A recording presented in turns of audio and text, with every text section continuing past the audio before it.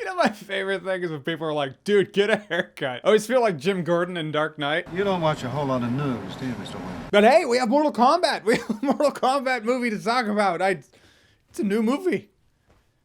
I almost forgot what that was like.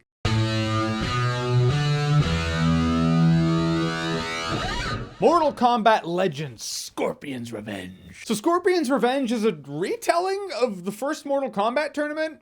Again, people apparently can't get enough of the first Mortal Kombat tournament, so now we have the Mortal Kombat tournament, but it's seen through Scorpion's eyes. He's the main character, he's the star, which makes sense, because let's face it, he was for our childhoods, right? I mean, you have a Spectre of Death and other people. Like, of course I played as Scorpion, of course he was my main, of course he was my favorite. I love me some Spectre of Death. When this thing starts out, man, it starts out. For those of you who don't know, Scorpion's clan and family wiped out by the Lin Kuei. And yeah, it's bloody, it's savage, it's tragic, and I love the fact that you finally see this in the way it should be seen. At one point, you're like, hey, yeah, I'd go on a revenge spree too. I know we're all supposed to be like, revenge is not the way. Fuck that shit if you saw what he saw and you experienced what he experienced. I mean, you totally get why he's like, yeah, folks gotta die. And the savagery and the bloody nature of it all, you could tell they were like, all right, this is Mortal Kombat. Blood, violence, that was the brick and mortar that fighting game series was built on. We have to have that. And so we do, and I was there for it. And when you actually see him in the Netherrealm, I got some straight up Blood Omen Legacy of Kain vibes, which maybe that's why I like Blood Omen Legacy of Kain, because Legacy of Kain gave me some Scorpion vibes. And I was there for the setup, I was there for the Mortal Kombat tournament, as long as the Mortal Kombat tournament felt like the Mortal Kombat tournament, and then at a point it kind of doesn't. I don't know if it's because this animated movie clocks in at an hour and 20 minutes, which is 20 minutes less than the first movie, the live action movie. But at first it was like, all right, everyone gets allocated to their fights,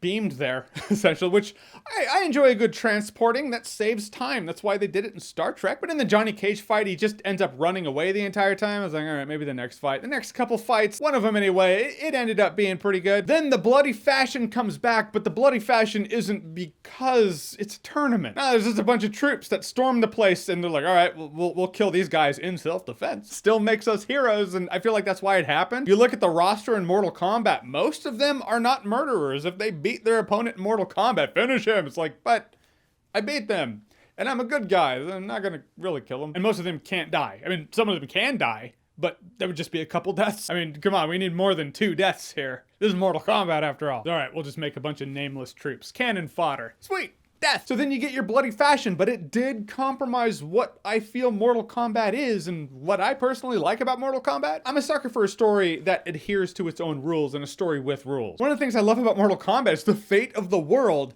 but it is a tournament, and this tournament does have rules. It was a clever way of taking a fighting game and giving it a big story. All this is to say Mortal Kombat 3 was a story that was like, all right, no more tournament. It's just an all-out, you're defending the realm.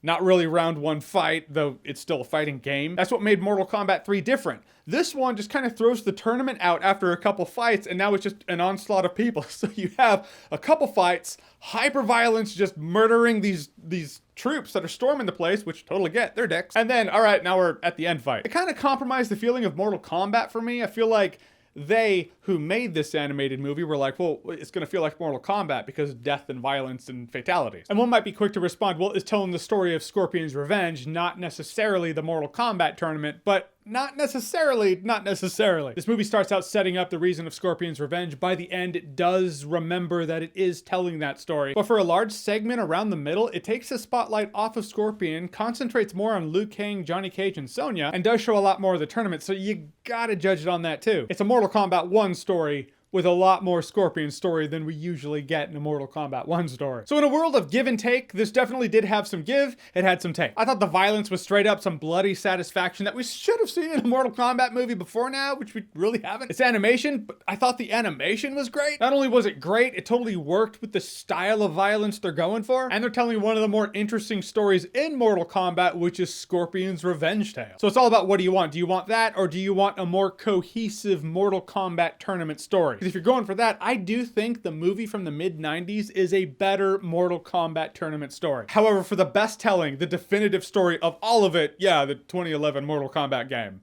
That's your pass. So in the end, I got some bloody satisfaction. I enjoyed it by the end.